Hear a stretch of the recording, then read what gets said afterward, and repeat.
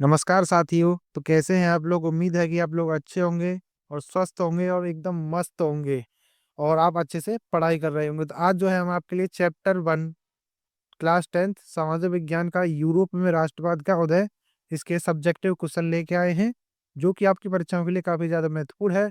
और इससे पहले हम जो है इसके ऑब्जेक्टिव क्वेश्चन आपको पहली वीडियो में करा चुके हैं। अगर आपने वो वीडियो नहीं देखी है तो आप उस वीडियो को देख सकते हैं। मैं जो है उसका लिंक डिस्क्रिप्शन बॉक्स में दे दूंगा। तो आइए वीडियो को स्टार्ट करते हैं। तो हमारा पहला प्रश्न है कि जर्मनी के एकीकरण की प्रक्रिया का वर्णन कीजिए। तो मध्यम वर्गीय जर्मन लोगों में राष्ट्रवाद की भावना का अत्यंत प्रबल थी। उन लोगों ने 1848 ईस्वी में जर्मन महासंघ के विभिन्न क्षेत्रों को एकता के सूत्र में बांधकर एक निर्वाचित संसद के माध्यम से शासित राष्ट्रदय राज्य बनाने का प्रयास किया था। तो यानी कि जब भी किसी देश में कोई क्रांति होती है तो ज्यादातर वो जो है मध्यम वर्गीय परिवारों से ही होती है। जो कि मध्यम वर्गीय लोग होते हैं, यानी कि ना तो वो ज्यादा पैसे वाले होते हैं और ना ही ज्यादा निर्धन होते हैं। तो जो वो लोग जो है ज्यादातर क्रांति करते हैं, क्योंकि उनके मन में जो है अत्यंत विरोध यानी कि उत्साह वो गुस्सा होता है। और आगे आता है, लेकिन इस प्रयास का राजशाही और सैन्य शक्ति ने सम्मिलित रूप से दमन कर दिया। तो जर्मनी की जो राजशाही शक्तियां और सैन्य शक्तियां थी, उन्होंने जो है इनके विरोध का दमन कर दिया। उनका प्रसा के बड़े भूस्वामियों ने भी समर्थन किया। यानी कि प्रसा एक देश है जिसके बड़े भूस्वामी थे, उन्होंने जो है उनका समर्थन किया। उसके बाद प्रसा ने राष्ट्रीय एकीकरण की आंदोलन का नेतृत्व संभाल लिया। उसका मुख्यमंत्री ओटो वोन बिस्मार्क था। इस प्रक्रिया का जनक था जिसने प्रसा की सेना और नौकरशाही की मदद की थी। 7 वर्ष के दौरान ऑस्ट्रिया, डेनमार्क और फ्रांस में 3 युद्धों में प्रसा की जीत हुई और एकीकरण की प्रक्रिया पूरी हुई। जर्मनी जनवरी 1871 ईस्वी में वर्साय में हुई एक समारोह में प्रसा के राजा विलियम प्रथम को जर्मनी का सम्राट घोषित किया गया था और इस प्रकार जर्मनी का एकीकरण हुआ था। तो जर्मनी के एकीकरण में जो महत्वपूर्ण भूमिका निभाता है उसका नाम है ओटोमन बिस्मार्क। उसी के नेतृत्व में जो है सारा का सारा जर्मनी के एकीकरण का काम हुआ। और 1871 ईस्वी में जो है विलियम प्रथम प्रथम को जो है जर्मनी का सम्राट घोषित किया गया। अब आता है, फ्रांस की क्रांति कब हुई, उसका मुख्य कारण क्या था। तो फ्रांस की क्रांति, सॉरी बच्चों, ये जो है इसमें टाइपिंग मिस्टेक हो गई है तो इसको जो आपको कट कर लेना है। तो फ्रांस की क्रांति जो है 1789 को प्रारंभ हुई थी। फ्रांस की शोचनीय आर्थिक स्थिति क्रांति का मूल कारण थी।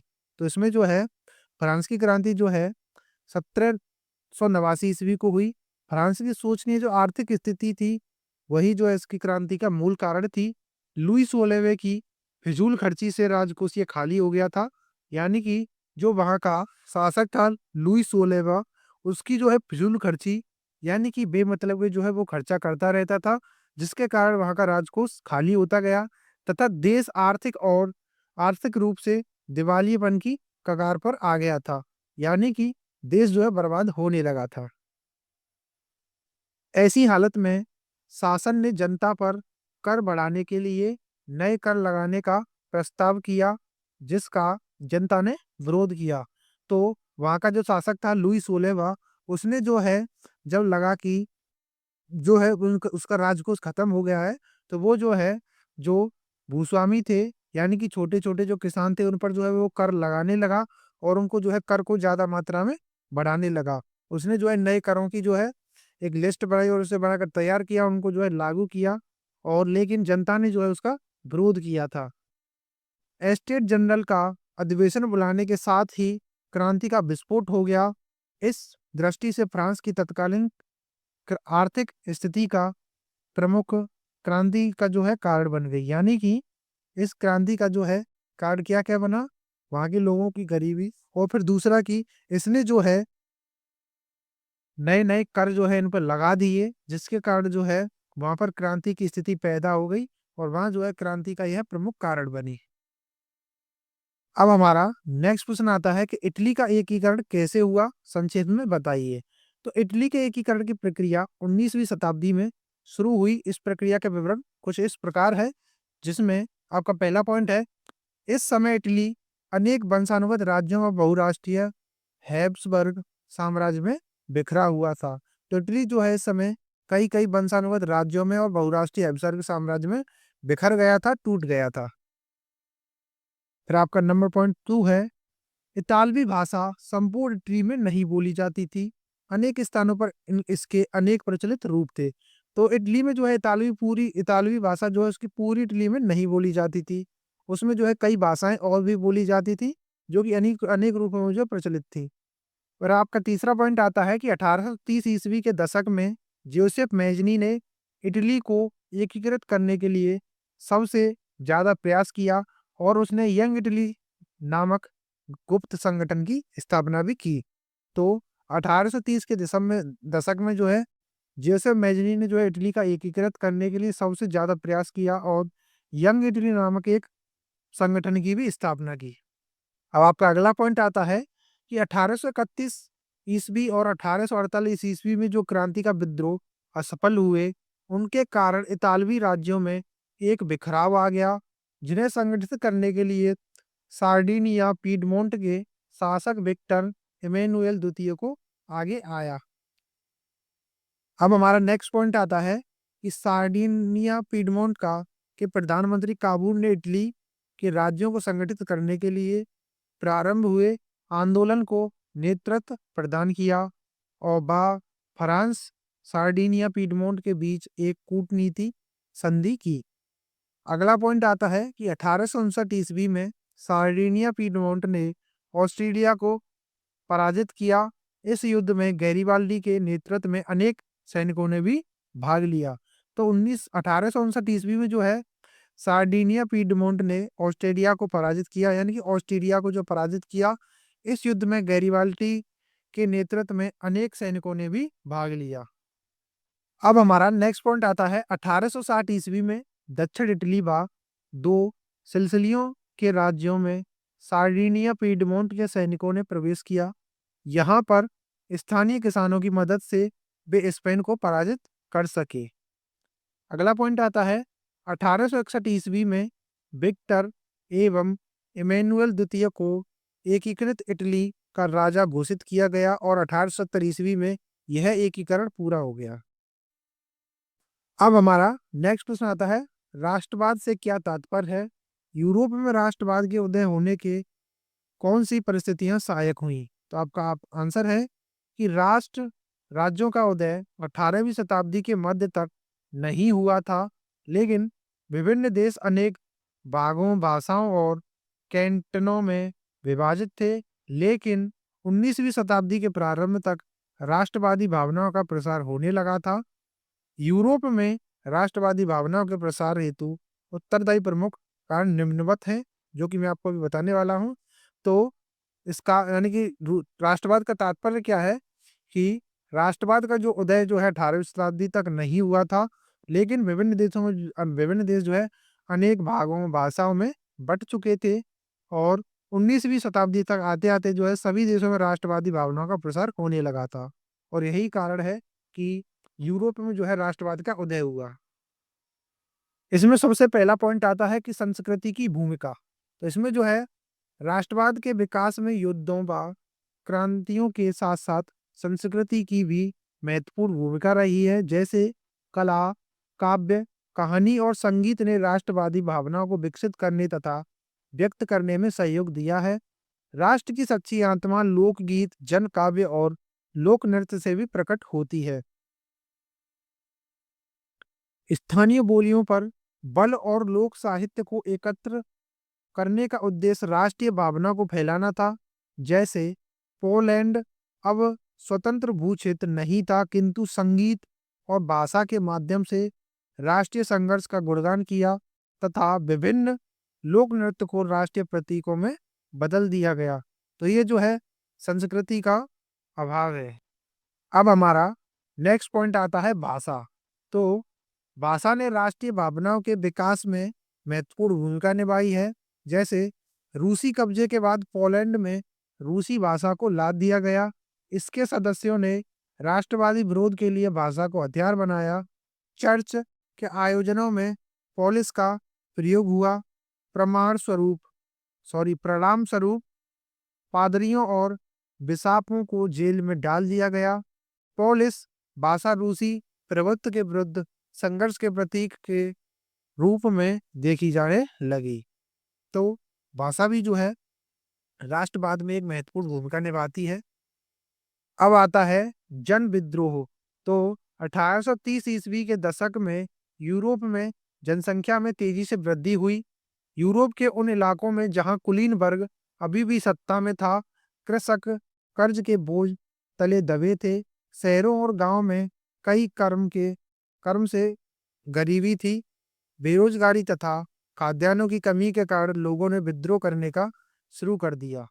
तो 1830 के बाद जो है विद्रोह चालू हो गए। अब हमारा नेक्स्ट पॉइंट और सबसे महत्वपूर्ण पॉइंट आता है कि मध्यम वर्ग का उदय। तो 18वीं सदी तक यूरोप के विभिन्न देशों में दो प्रमुख वर्ग थे, कुलीन वर्ग तथा दास वर्ग या कृषक वर्ग। औद्योगिकरण के कारण नए सामाजिक समूह श्रमिक वर्ग तथा मध्यम वर्ग अस्तित्व में आए, जो उद्यमपतियों, व्यापारियों और सेवा क्षेत्र के लोगों से बने थे। सेवा क्षेत्र में आते हैं आपके डॉक्टर, इंजीनियर, शिक्षक, ये सभी जो है आपके सेवा क्षेत्र में आते हैं। इस वर्ग ने कुलीन विशेषाधिकारों की समाप्ति तथा शिक्षित और उदारवादी मध्य वर्गों के बीच राष्ट्रीय एकता के विचारों को बढ़ाया।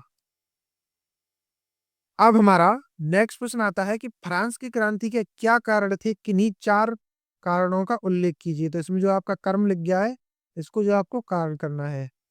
तो 1789 ईस्वी की फ्रांस की क्रांति यूरोप के इतिहास की एक युगांतकारी घटना थी। इस इस क्रांति के कारण लुई 16वें का वंशानुगत शासन फ्रांस से समाप्त हो गया। फ्रांस में लोकतंत्र का आरंभ हुआ। फ्रांस की क्रांति के लिए उत्तरदायी प्रमुख कारण निम्नवत हैं। तो मैं जो है अभी आपको उनको बताने वाला हूँ। तो फ्रांस में क्रांति जो है 1789 में हुई और लुई 16वें का जो वंशानुगत शासन था वो फ्रांस से समाप्त हो गया। तो हमारा सबसे पहला पॉइंट आता है स्वतंत्रता पर प्रतिबंध। तो फ्रांस के लोगों को किसी भी तरह की स्वतंत्रता प्राप्त नहीं थी। धार्मिक स्वतंत्रता पर भी प्रतिबंध था। फ्रांस में प्रोटेस्टेंट धर्म बलों पर अत्याचार किया जाता था। न्याय और स्वतंत्रता की पूरी तरह से अवहेलना हो रही थी। लेत्र द कासे यानी कि बिना कारण बताए कैद के आदेश पत्र का प्रयोग व्यक्ति की स्वतंत्रता के लिए खतरा था। अतः इस कारण जनता के असंतोष ने क्रांति का रूप ले लिया। तो वहां पर जो है फ्रांस में स्वतंत्रता का भी बिल्कुल प्रतिबंध था।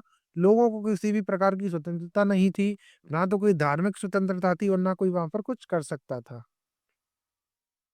अब हमारा नेक्स्ट पॉइंट आता है औद्योगिक क्रांति के बाद मध्य वर्ग का उदय हुआ।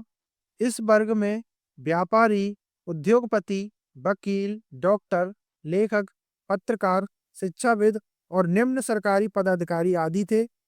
फ्रांस का मध्यम वर्ग महत्वाकांक्षी था और कुलीन वर्ग को अपना शत्रु मानता था। नेपोलियन ने ठीक ही कहा था कि फ्रांसीसी क्रांति का वास्तविक कारण कुलीनों का घमंड था। तो इसमें जो है मध्यम वर्ग का भी उदय हो गया और वहाँ का जो एक राजा राजा बना था जिसका नाम था नेपोलियन, जिसको हम नेपोलियन बोनापार्ट के नाम से भी जानते हैं। और नेपोलियन बोनापार्ट की जो है तुलना यानी कि हमारे यहाँ के समुद्रगुप्त थे उनसे की जाती है। यानी कि उसमें आपका हिस्ट्री में एक प्रश्न पूछा जाता है कि समुद्रगुप्त की तुलना किस यूरोपीय शासक से की जाती है, तो वो जो है इन्हीं से की जाती है, नेपोलियन से। अब हमारा नेक्स्ट है इसमें स्वाधीनता तो महज एक बहाना थी। अतः फ्रांसीसी क्रांति का एक प्रमुख कारण यह भी था कि वहां का मध्यम वर्ग सामाजिक एवं राजनीतिक समानता चाहता था और इसलिए विद्रोह का सामना करने के लिए तैयार रहता था। अब नेक्स्ट पॉइंट आता है अयोग्य शासन। यानी कि क्रांति के समय फ्रांस का शासक लुई 16 था। वह एक अयोग्य शासन था। शासक था, इसको आपको शासक कर लेना है, क्योंकि उसने शासन में सुधार लाने का प्रयास नहीं किया। उसकी पत्नी का प्रभाव शास शासन पर अधिकार था। लुई 16वें के राज्यारोहण के समय जनता को बहुत आशा थी, लेकिन उसकी अदूरदर्शिता और कर्तव्यहीनता के कारण जनता को विद्रोह के मार्ग का सहारा लेना पड़ा। तो वहाँ का जो शासक था लुई 16 फ्रांस का, वो जो एक अयोग्य शासक था और उसने जो है समाज सुधारने के लिए कुछ भी साधन नहीं किया और उसकी पत्नी जो का भी प्रभाव उसके शासन पर था और लुई 16 के राज्यारोहण से जो है वहाँ की जनता को ऐसा मानना था कि ये जो है हमारे लिए कुछ अच्छा करेगा, लेकिन उसकी जो कर्तव्यहीनता थी, उसके कारण जनता ने जो है वहाँ पर विद्रोह कर दिया। अब आता है दार्शनिकों का प्रभाव। तो फ्रांस में जो है कई दार्शनिक हुए, जैसे रूसो, वॉल्टेयर, मॉन्टेस्क्यू। इन्होंने जो है लोगों को समझाया और उनको जो है फ्रांस की क्रांति के लिए उन्होंने जो है उनको नेतृत्व दिया। जैसे कि फ्रांस के दार्शनिकों ने प्रशासन की दुर्दशा, न्याय व्यवस्था की त्रुटियों तथा फ्रांसीसी समाज की बुराइयों को लोगों से परिचित कराया, जिनमें रूसो, वॉल्टेयर, मॉन्टेस्क्यू तथा अन्य लेखकों के विचारों ने फ्रांस के क्रांतिकारियों को प्रभावित किया। फ्रांस के लोग दार्शनिकों के विचार से प्रभावित होकर क्रांति के मार्ग को आने में तैयार हो गए। तो ये जो है दार्शनिकों ने भी किया। तो अब जो है हमारी वीडियो यहीं पर समाप्त होती है और आपके इस चैप्टर के सारे प्रश्न जो है बिल्कुल जो इम्पोर्टेंट थे, जो कि आपकी परीक्षाओं में पूछे जाते हैं, वो आज हो समाप्त हो चुके हैं। अगर आपको वीडियो पसंद आई है तो प्लीज़ वीडियो को लाइक करें, चैनल को सब्सक्राइब करें। मिलते हैं नेक्स्ट वीडियो में, तब तक के लिए जय हिंद, वंदे मातरम।